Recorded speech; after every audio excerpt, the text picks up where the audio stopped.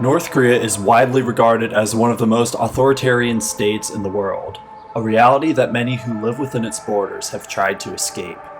However, rather than backing down on its oppressive policies in order to build a desirable nation, the government has been increasingly fortifying its borders to prevent its citizens from fleeing, effectively creating the world's largest prison.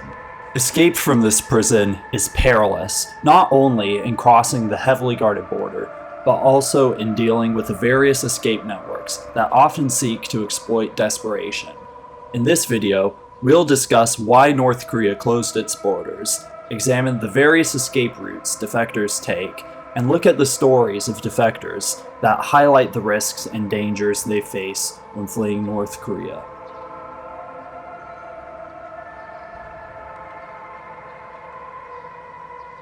North Korea's closed borders are a symptom of its state ideology, Juche. The Juche idea, developed by the founder and eternal president of North Korea, Kim Il-sung, was developed initially from Marxist-Leninist ideals of centralized one-party government, collectivism, and building an international communist bloc isolated from Western capitalism. Juche built off of these ideas by emphasizing isolationism as a means to sustain an independent and self-sufficient nation. This isolation necessitated closed borders to outside nations, as citizens may be drawn to a higher quality living in Western-aligned nations, and in doing so, leave North Korea with a smaller workforce to develop a competitive economy.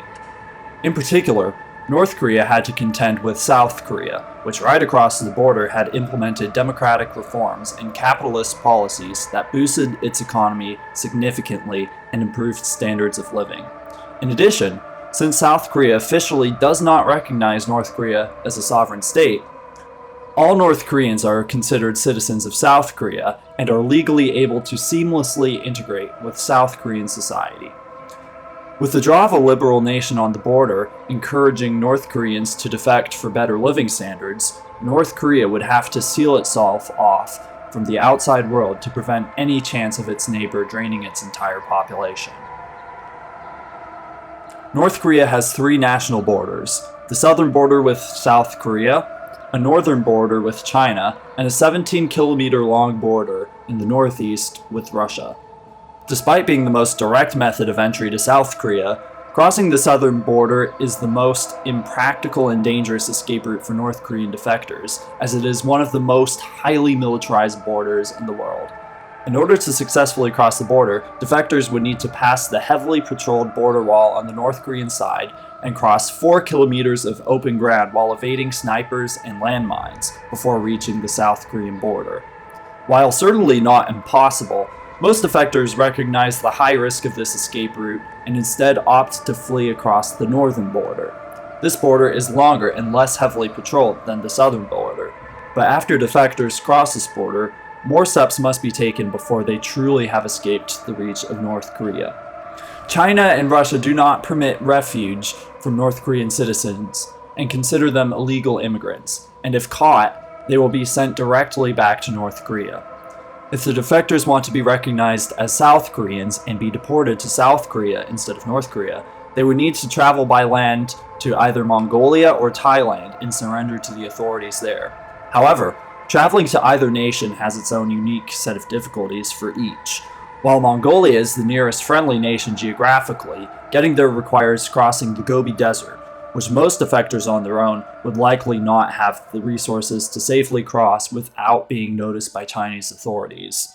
The second route, while longer in distance, goes along more developed infrastructure as the core of China's population is concentrated on the eastern and southern divisions of the country.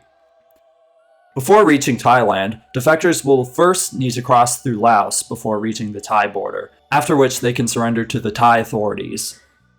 In recent years, Thailand has become the most popular escape route for North Korean defectors, accounting for 90% of defectors in South Korea as of 2020.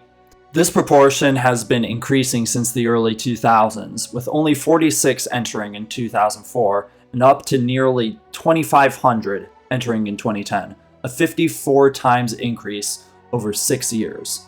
This increase is far more pronounced than that of the total number of North Korean defectors in the same period, indicating Not only that more defectors are escaping from Thailand in recent years, but also that other escape routes are seeing less traffic than in previous years.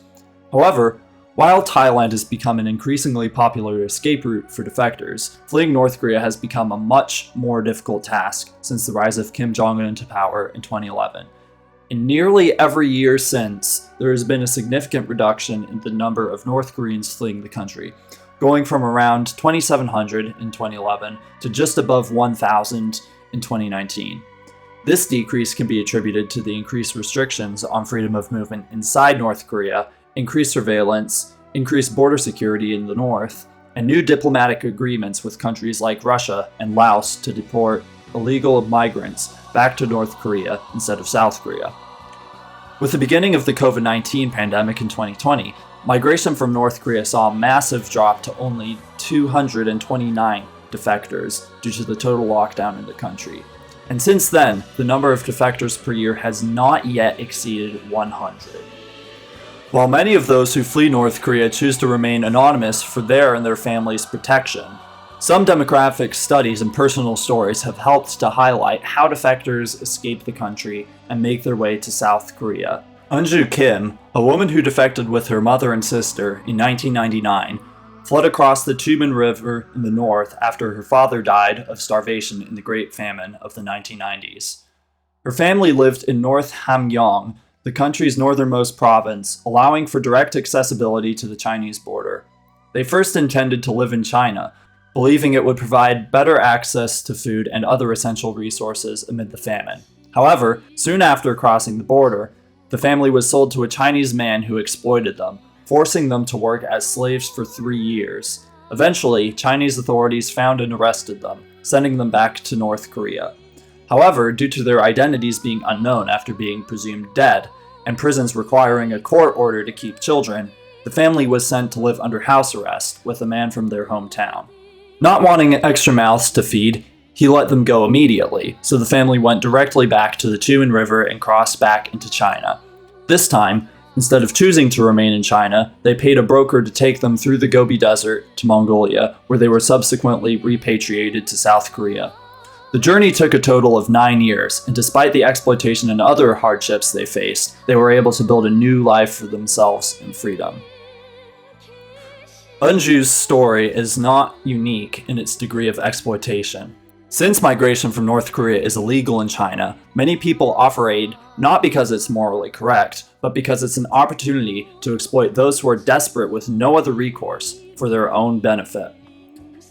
As a result, the most developed escape networks are not dissimilar to human trafficking networks, frequently committing heinous abuses against migrants. Another defector, Ji-hyun Park, fled in 1998 from North Hamgyong province with her father and younger brother, similar to Eunju's family. Their crossing was more turbulent, as the North Korean border security found and pursued them, firing at them as they fled to a nearby village. After finding shelter in the home of a Chinese man, Ji was sold in marriage to a friend of his for 5,000 yuan. She was forced into manual labor, sexually abused and raped, and eventually gave birth to a son. 5 years later, she was reported to the authorities by her neighbors and was sent to a prison for North Korean defectors. After facing abuse from the prison guards, she was sent back to North Korea to work in a labor camp, where she sustained grievous injuries to her leg. She contacted a broker after her release to bring her back to China, where she expected she'd be sold into a second marriage. However, her experience moved the broker to let her go and find her son, allowing the two to escape to the South Korean embassy in Beijing. The embassy, however, refused to provide help as they lacked valid identification, so she and her son went with a group of other North Korean defectors to Mongolia. The remainder of Ji's journey saw her family return to Beijing and eventually immigrate to the United Kingdom with the help of an American Korean pastor.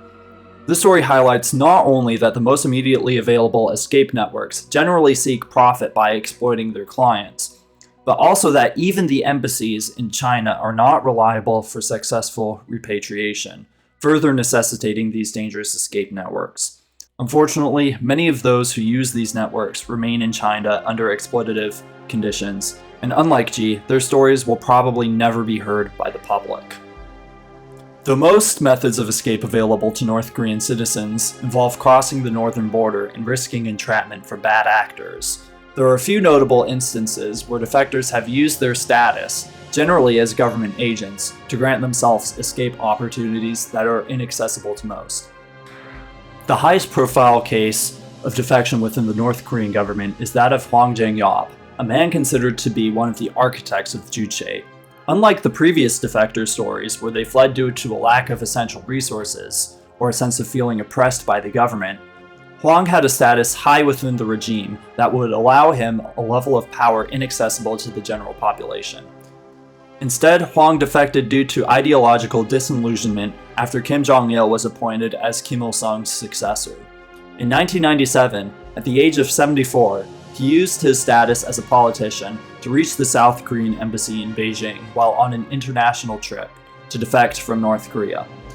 After entering South Korea, he would become one of North Korea's strongest critics, advocating a policy of cutting off aid and persuading government officials to topple the regime rather than engaging in conventional warfare. An aggressive stance compared to the South Korean president's policy of accommodation and negotiation. However, as a high-profile defector, Hwang's life as a defector was far from free. For the remainder of his life before passing away in 2010, he lived under an effective house arrest to protect him against assassination attempts by the North Korean government, only being allowed to travel outside his home on rare occasions. Even though his status allowed him a faster route to defection, Hwang still faced incredible danger for the rest of his life and had to sacrifice his liberty to continue living. One of the most recent high-profile defections was that of a North Korean soldier who in 2024 took the most dangerous route of crossing the heavily militarized southern border with South Korea. While this option would have had an immediately higher risk to life, the soldier's status would have granted him inside knowledge of the operations at the border, landmine locations, and potential blind spots to avoid sniper fire, while his military training would enable him to cross the width stealthily and efficiently enough for him to survive. The soldier's selection of the southern escape route may have also been in part due to the increased surveillance at the northern border, as new fences and watchtowers were installed during the pandemic to limit illegal movements further. Experts in resettlement for North Korean defectors speculate that these policies of further limiting freedom of movement brought about by Kim Jong-un during the pandemic have resulted in a growing discontent in the population, resulting in citizens taking more extreme measures to escape to South Korea. It's possible that if the former safest destinations of Thailand and Mongolia are made more inaccessible, more civilians will resort to crossing through more militarized zones in the south.